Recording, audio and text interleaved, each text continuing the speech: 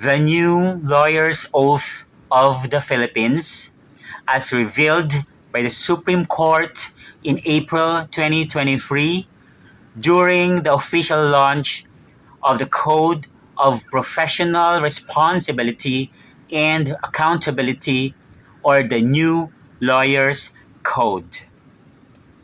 I, Arian D. Gutierrez, do solemnly swear that I accept the honor, privilege, and responsibility of practicing law in the Philippines as an officer of the court in the interest of our people. I declare fealty to the Constitution of the Republic of the Philippines. In so doing, I shall work towards promoting the rule of law in a regime of truth, justice, freedom, love, equality, and peace.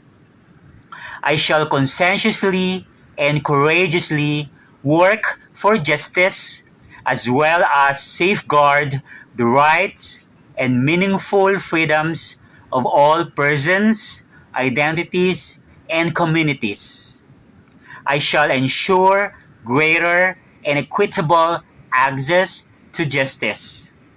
I shall do no falsehood nor pervert the rule of law to unjustly favor or prejudice anyone.